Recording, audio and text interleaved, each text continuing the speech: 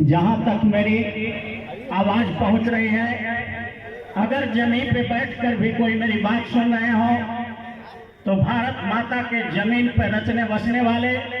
जमीन के असली जमींदारों, इस सभागार में कुर्सियों पर बैठे हुए समाज के कुर्सीदारों और मंच रूपी चौकी पर बैठे हुए समाज के सम्मानित चौकीदारों, यह देश सबसे पहले हम अपने गुरु और अभिभावक धर्मनाथ बाबू के सम्मान में दो शब्द कहना चाहते हैं, और वो ये है, कहते हैं उसको धर्मनाथ, कहते हैं उसको धर्मनाथ, जो नहीं काल से डरता है, लगा क्रांति की आग चिता में, कूद स्वयं जो पढ़ता है, कूद स्वयं जो पढ़ता है। इनके इतिहास को मैंने जब पढ़ा तो हमें ताकत मिली, और हमेशा हमको बतलाते रहते थे और अभी भी बताते हैं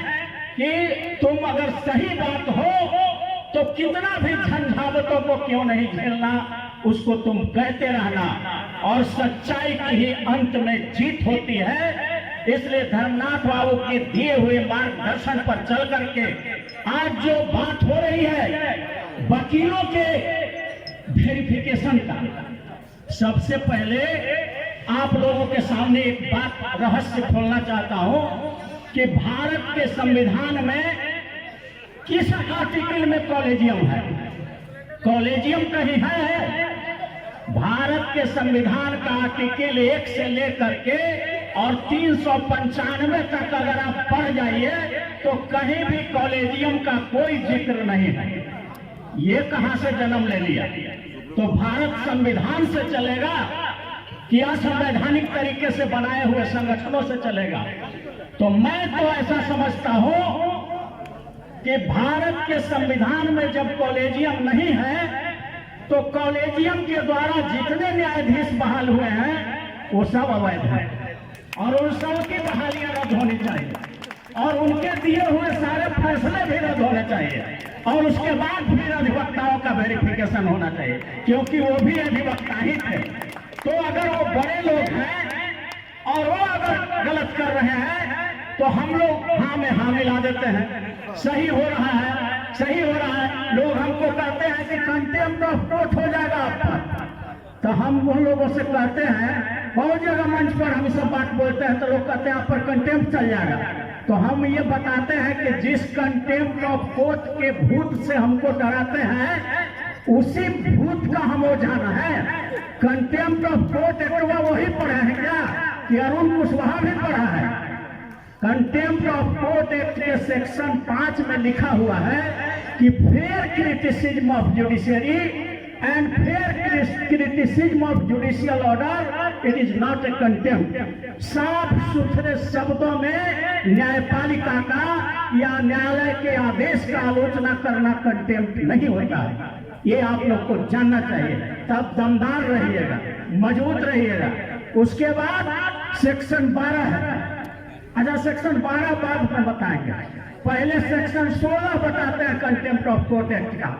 उसमें लिखा हुआ है कि अगर कोई सुप्रीम कोर्ट का न्यायाधीश या पटना हाई कोर्ट का न्यायाधीश भी अगर कोई अनपार्लियामेंट्री शब्द बोलता है किसी वकील को,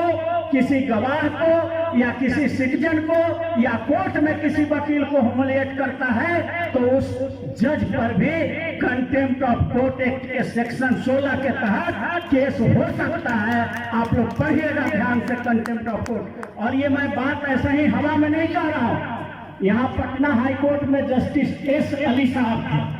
उन्होंने एक वकील को कह दिया था, उन्होंने कह दिया था कि एडवोकेट बहस के दौरान कि you are little fry for me, I will spoil your practice. ये बात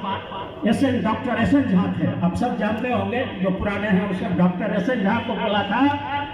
एस अली अहमद साहब ने कि you are little fry for me, I will spoil your practice. और इस पर एस अली साहब के खिलाफ इसी पटना हाईकोर्ट में कंटेम्प्ट फाइल हुआ, और उस कंटेम्प्ट में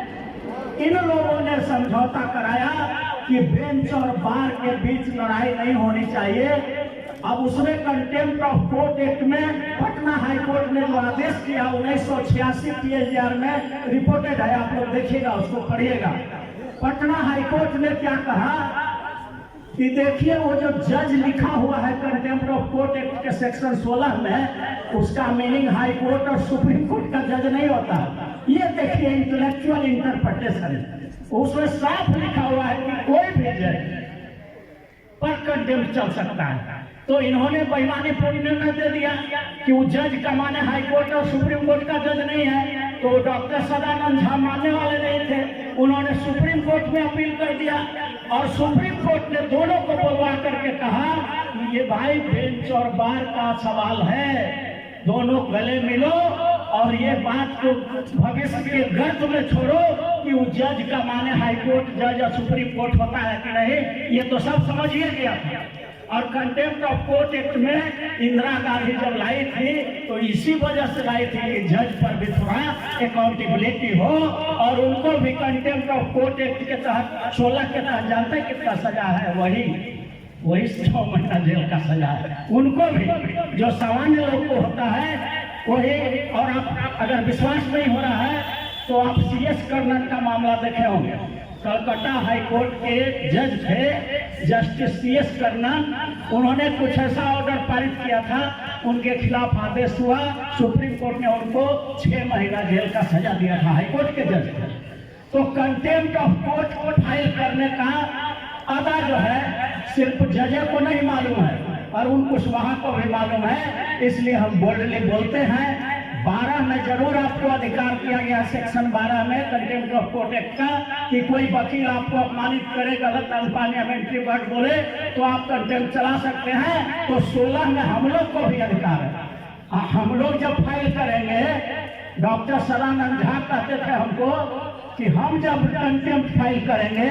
जज साहब पर तो हमको सब वकील गवाह मिल जाएगा और उनको खाली पेशकार और जो है स्टेनो के अलावा कोई गवाह नहीं मिलेगा, इसलिए वो हरवे करेंगे और उनको 6 महीना जेल जाना ही पड़ेगा।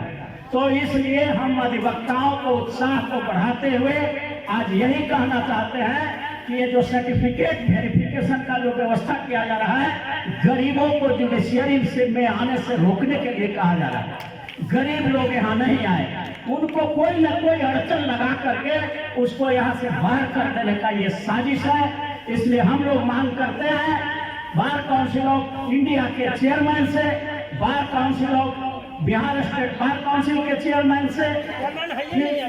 चेयरमैन तो है नहीं, माने तथाकथित चेयरमैन से हम मांग करते हैं कि आप जितना भी वकीलों ने जो आप ओरिजिनल रखवाते हैं और एक सेट फोटो स्टेट रखाते हैं तब इनरोलमेंट करते हैं, तो हम लोगों ने आपके यहाँ ओरिजिनल भी दिया था और फोटो स्टेट भी दिया था और 3 महीना में आपने वेरिफिकेशन करके ओरिजिनल लौटाया है, तो जो फोटो स्टेट आपके पास है उसको आपने कहाँ गायब कर दिया? ये फर्जी का मामला है। तो हम लोग सब लोग अगर तैयार हुए तो 5000 FIR होना चाहिए कि हम लोगों ने जो यहाँ जमा किया था उसको किसने गायब कर दिया, किसने गायब कर दिया और उसी को तुम वेरीफाई क्यों नहीं करा रहे हो? तो इसका कस्टोडियन आप हो, बिहार स्टेट बार काउंसिल है जो हम लोगों ने जमा किया था वहाँ रखा हुआ है और फिर आप हमें लोग से फिर दोबारा मांग रहे हो, तो ये तो आपकी भूल है या आपके स्टाफ ने गायब किया है, तो ये फर्जी है, ये चोरी है, ये सब केस हो सकता है। और हम लोग अगर तैयार हो तो हर जिला में 5-10 FIR स्टेट बार काउंसिल पर होना चाहिए। क्या हमने जो जमा किया था वो तुमने कैसे गायब कर दिया, कौन चोराया, कौन चोर है वहाँ बैठा हुआ जिसने हमारे सर्टिफिकेट को गायब कर दिया, ये